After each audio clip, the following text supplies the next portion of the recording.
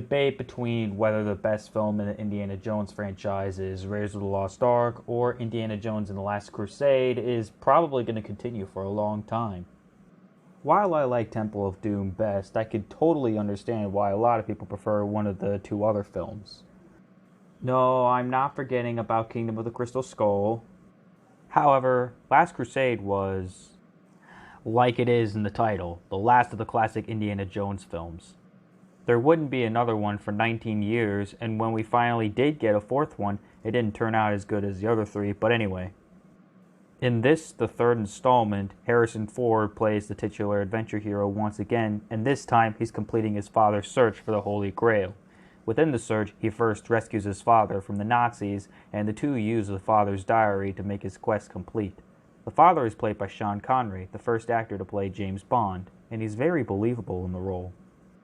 The father-son bond, no pun intended, established between Connery and Ford is strong, and you can see Ford's determination to complete his father's quest. What can I say about this film that hasn't been said already? The action scenes are spectacular, the performances are phenomenal, the story is well constructed, and the characters are extremely lovable. Also, this is the only film in the series to have returning actors from Raiders, Denholm Elliott and John Rhys-Davies. Okay, maybe that's not entirely true. Karen Allen would eventually return for Crystal Skull, but that's beyond the point. The point is, it's great to see returning actors from previous films aside from just Harrison Ford. Besides, all these films have the same director, Steven Spielberg, along with George Lucas writing the story. A perfect trio.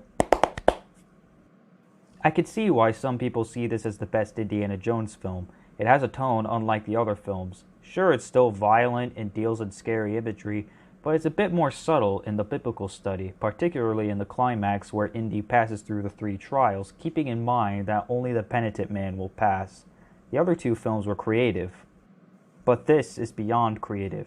It takes the idea of the Holy Grail and sets the search in more of a pre-World War II setting. It's also the only film you'd see Indiana Jones as a young Boy Scout before the actual plot gets going.